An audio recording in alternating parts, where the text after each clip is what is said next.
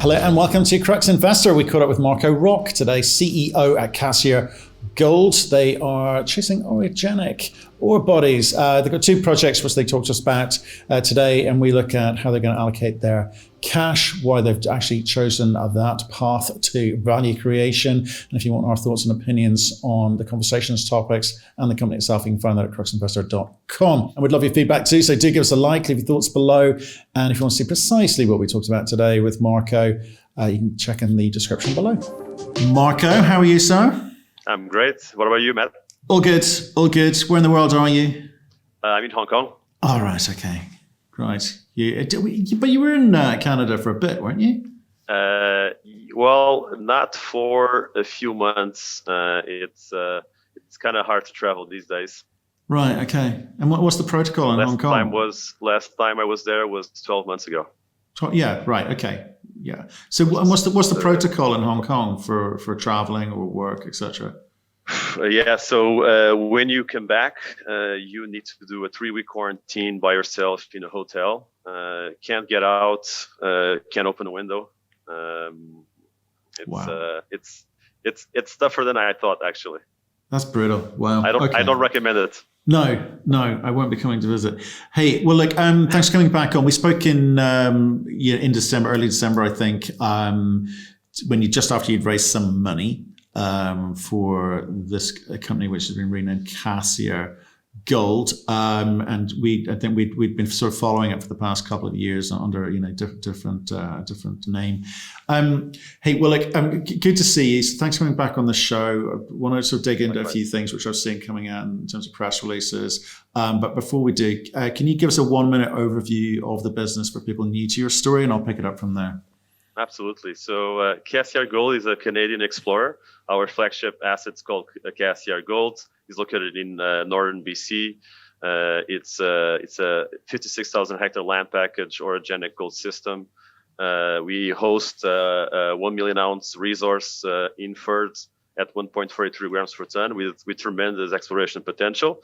And this year we're looking ahead for a 15,000 meter drill program, which is focused 3,000 meters on our resource to continue to expand it, as well as on looking to add the 12,000 meters to our high-grade vein system that we can also talk about in a little bit. Perfect. Okay, so there's a few things going on there. And the reason I called you, because since we spoke in December, it seems like radio silence. It seems like more of the same. There's a sort of sedentary pace to this. And is that what we can expect to see going forward? No, absolutely not, Matt. So we released our last set of drill results in December last year. And since then, we've been focusing on this year's exploration campaign. We have planned 15,000 meters starting in June and going all the way to the end of October. In the meantime, we've been making some changes on the team, some additions and appointments to the board as well. And also, we've upgraded our listing in the US to the OTCQX as well. Okay, so there's a few things happening there. The bit I want to talk about is obviously the drill program, but let's deal with some of those outliers. So there have been a few appointments to the board. I mean, Steve Letwin's been around this project for a long time, not necessarily on the board, but you've moved him onto the board. But a new name, Stephen Robertson. I mean, what's his track record? Why has he come on board? Yeah, so Steve Robertson, he spent 25 years at Imperial Metals. He did a lot of work around BC in the Imperial Metals projects like Silvertip, which is just 80 kilometers north of our Cassiar Gold Project. But more importantly and more recently, he was leading the permitting and community side of things at Red Chris, which is now majority owned by Newcrest. And he actually won the 2016 Schultz Award for excellence in mine development for his work there, and is certainly a great addition to the team, given his wealth of experience and track record in BC and in the permitting and community side of things. So he's really a great addition to the team. Right, and are these guys going to be active? I mean, Steve was involved previously, but didn't really do too much. I'd say that the same with Chris Stewart. Didn't seem to be doing too much. I mean, are these names, or are they going to be, really feeding into how you go about, trying to drive this business into something? Yeah, they're very active. Kaesy can attest to that. We meet with them every single week, and they're very active, providing guidance and help and discussing what we're doing every week. And it's really great. They're really engaged, and I think we are all very lucky to count with that kind of support and help, week in, week out from our board members. Yeah. Okay. And so, which is great. With the sort of this slight upgrading on the OTCQX, I mean, it'll help, but you need to help yourself. You need to get out there and talk more about what you've got, because at the moment it's just like a lot of junior gold stories at the moment. So you're not much liquidity at the moment. So, I mean, can you do much about that? Yes. So actually, our liquidity has increased quite a bit compared to last year. I think we're over, an average of 150,000 shares per day since the beginning of the year, which is not where we want to be, but it's definitely heading in the right direction. So we're quite happy with that.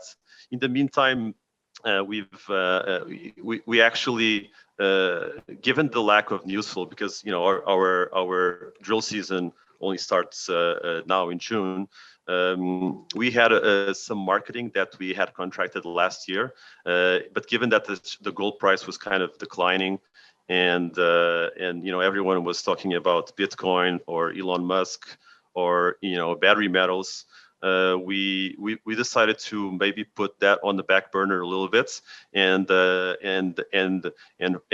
kind of increase and stack up that marketing investment towards where we have news flow. So you will see much more of us going forward, because I think the return on our marketing investment will also be that much bigger when we have exciting news to share, which we'll be coming from the drill campaign. Okay, perfect. So with the money that you raised, was what, 6.65, something like that? Let's say correct. You left with, I don't know, 6.5 maybe. How do you split that up? Okay, marketing. How much are you spending on marketing? How much are you going to spend in the ground, and what's the G&A look like? Yeah. So the exploration program, we're looking at roughly $5.5 million, and our G&A is roughly $1.5 million. So that's kind of the split, and we're pretty happy with that. I think it's a well balanced budget. Okay, and the marketing is within the what? Yeah, for the G&A number? Yeah, within the G&A. Yeah.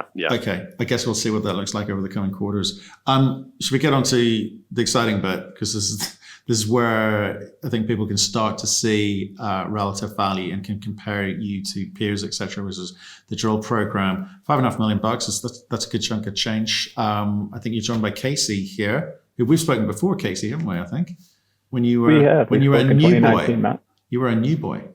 That's right. I think so. Oh, while ago. I mean, what have you asked Kaesy to do, Marco? What's the focus? Because you've got to play the market, and you've got to get things right in the field too. So, what's the brief? Really, our goal here is to basically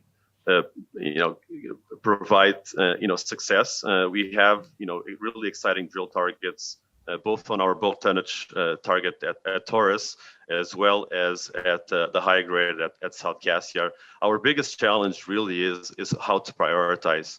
For example, our bulk-tonnage at Taurus is open laterally in all directions, but unfortunately we don't have the budget to drill in every single direction. So we need to be selective. So our biggest challenge really is having the right balance between and the right prioritization of drill targets. And I think we have a pretty well balanced program this year. And maybe Kaesy can talk a little bit about that. But the split is roughly 12,000 meters to the high grade and 3,000 meters to continue to grow and step out selectively at Taurus. Okay. Hey, Kaesy. Well, do you want to do that? Do you want to talk to? I mean, why is the split that way? Because if you had the money, you'd be over at Taurus and building that out and getting some scale, but you can't do that. Is what I'm hearing from Marco. So why have you ended up here? Well, we have to divide it somehow because it's a big property, and there's a lot of targets on. We call it North and South Cassiar because it's divided by the highway. Basically, it's convenient. And last year we restricted our work to North Cassiar, to the Taurus area, and we were successful and had some long continuous mineralized intervals. So it really supports that the Taurus bulk tonnage potential is there. But we also found that Taurus is that there's within that more economic or higher grade trends within it. That'll be what we're following up and stepping out on this year. So that's what we think is going to bring the most value to Taurus, is really focusing. So it's 1 million ounces, but within that, there's parts of higher grades and parts of lower grades, and really a full understanding of those trends and following those trends within the deposit is going to bring the most value to Taurus. So that's the Taurus side. But explain, when you say it's going to bring the most value, what do you mean by that? You can have a large bulk tonnage deposit, but within it, you're really going to want to know where your higher grade areas are in order to put together not just a mining plan down the road, but a drill plan. If you're going to do infill drilling, you want to focus that on the part of the resource where it's going to count the most. And so that needs to be identified and followed this year for future infill, because this isn't a program that's geared towards strict infill drilling. It's not. I mean, a resource update may be on the table, but it's not what we're geared toward right now. With 3,000 meters, you're not going to move that needle too far, right? Well, no, you're not. But would you with a 15,000 meter drill program? This is what I mean about. I'm just trying to understand. I understand what you're saying, but I'd like you to get into the weeds a bit with regards to that, because you got a resource, and it's good. You're over the million mark. Brilliant. Could you get to 1.5 million? Could that with 15,000 meters? Well, we need to talk about South Cassiar then, because there are some really exciting targets there, and we didn't work on it last year. We did one permit at a time, and we are permitted to do the work we want to do this year. So historically, most of the gold that's been mined in this area was from South Cassiar. There's been 315,000 ounces pulled out of 4 different mines there. And there is an historical resource there that was done in 2010. So there's some 70,000 ounces there in 3 different areas. But there's a lot of potential in 3 different ways at South Cassiar. And I should say too, we keep referring to it as a high grade area. The grades of the historical resource and mining and so on, we're in the 20 gram per ton range, not the 1.5 gram per ton range. And these are steep dipping quartz veins with extension potential in multiple directions, as well as at depth, because the geology across our property is stacked up structurally. So there's potential for what we see at the near surface to be repeated at depth. And so we want to get drills onto South Cassiar because that's where there's going to be, there's really are exciting targets there, but also there has been more historically mined. So it's demonstrated production history, quite a lot more than was produced at Taurus, but also quite a lot higher grade. So this is where we want to spend our exploration money.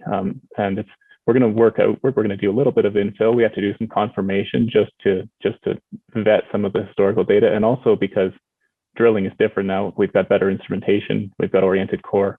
We've got better data collection. Great work was done previously, but software continues to advance.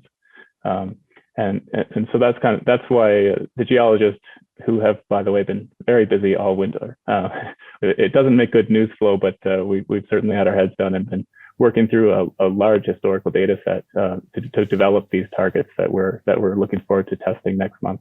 Well, actually, I do like that bit, and that may be boring, but that analysis of historical data. I mean, you had a lot of data, and there's been some more recent drilling as well. What's that leading you towards? What are you thinking about what you've got, having spent winter looking at it? So we haven't spoken too much about our technical advisory team, who we work quite closely with as well, but there's two sides to that, I guess, Matt, and one is the sheer volume of data. There's been tens of thousands of meters of core, and it's been logged very well for the most part, but it doesn't all make it into a database. So there's been some data entry components, and then there's some crunching of that data, which means like looking at where the different structural trends or veining or mineralization, where it sits. And we've been working on an updated geological model for the area because that's really the foundation of targeting. Well, tell me more about that. This is important. It is really important. So you're looking at the geological model, which is critical for you guys. I mean, it may sound boring to some people, but it's critical to the ability of a small company to actually work out what they've got and where they put their drill dollars. Okay. So if you don't mind sort of explaining about a little bit of what you've been putting together then, what that's starting to look like, because I'm going to ask you in a second, why not put why don't you put the full 5.5 million into South Cassiar? Do you know, because people are like, you're splitting it up. Right. So if you tell me that all the value's there, why not put all of the money there? But maybe start with the geological model first. Sure. Yeah, the geological model. And this is focused on South Cassiar. It's quite a large area. We're talking about 5 or so kilometers by 5 kilometers.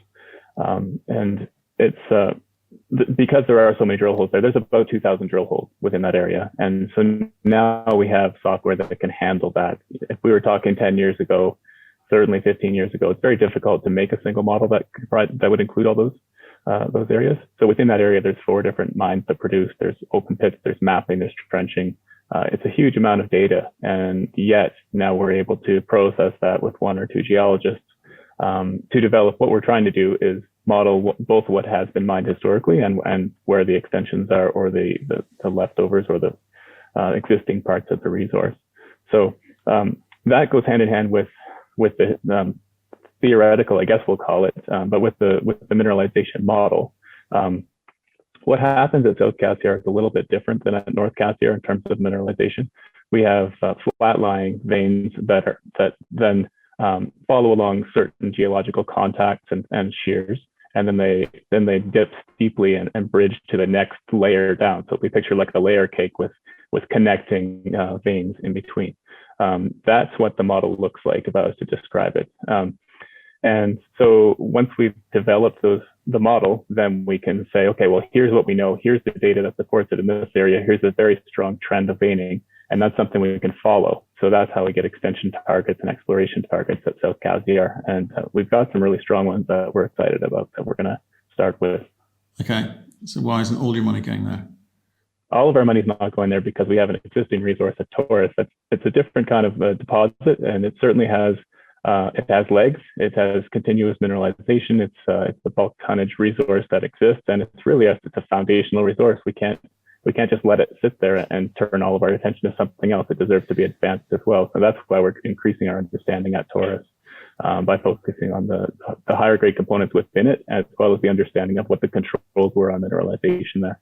But if you look at the market, maybe I don't know, Marco, if this is one for you or not, but I'll say it, and maybe Marco, you can either answer it or address it back to Kaesy. But if you're looking in the market at the moment, there's a lot of companies benefiting from big headlines, the high grade headlines. People get excited. They don't really don't mind. They don't look at the drill results too closely in terms of spacing, in terms of smearing, in terms of whatever. It's just a game that's got to be played in the market for companies at a certain point, and it works. It shouldn't, but it does. So you've got to work out. You've got whatever $6 million, $6.5 million in the kitty. You've got to be kind of cute with the way you go about this. Casey's going to say, here's the right way, as a geologist, here's the right way to come about this. You've got a different set of problems because you've got to keep bringing money in to feed the drill program. So how do you balance up the bulk versus the high grade and talking to the market? Yeah, I can maybe talk to that, and maybe Kaesy can add a little bit as well from his perspective. Like from my perspective, I think you're totally right. You see some companies putting out some drill results and getting some reactions that I scratch my head, to be honest. I think there's definitely a component to it, of having sexy high-grade hits that grab a lot of attention, and we're certainly expecting some of those at South Cassiar, and I'm going to be a very happy CEO seeing them released, because I think there's still a lot of people out there that don't know the story, and that might be, maybe that sexy intercept is what you need to get that attention and to get on people's radars. Having said that, that's really not what drives our exploration plan and in our exploration work. We truly have really exciting targets. The Taurus bulk-tonnage is open in all directions, and it will be a shame not to continue to drill it. And we had a very successful drill campaign last year, even slightly better than I expected. And at South Cassiar, it's really high grade. The historical resource there is between 18 and 24 grams per ton between the indicated and inferred category, and most of these vein system is open along strike, so there's a good chance that we'll hit very good intercepts there and continue to expand the minerals, the known mineralization, and grow that resource. And if we can get some sexy intercepts, I'm gonna take them with a smiling face for sure. Kaesy, are you going to be able to deliver sexy? Of course, this is the goal of the project, but we also want to advance it responsibly, right? We could drill the same thing over and over again, but what we really want to do is understand and expand the deposit itself, and that means taking some steps out. That means doing some extension and some exploration work as well. And that's why we're working in two areas, because we have more than two areas. We're starting with two areas, and I feel like that's being very conservative. But I'm an exploration geologist, so that's the story you'll always get from me. But you've got a historic number there. I mean, yeah. Do you just say we're going to use that as part of our process, or do you say, well, actually, what would be really cool is to get that updated and put into the market now, maybe small, but it'd be a good start. It gives people a sense of what we're dealing with here. In terms of the historical resource at South Cassiar, we could, but I think it makes more sense to see where it leads us. There's still a lot of potential for extension, and that's where our targets lie, and that's what we're going to be focusing on this year. I don't think you want to do a resource update till you know which part of the resource to do your infill drilling that's going to inform your update. So that's not the step that we're at right now.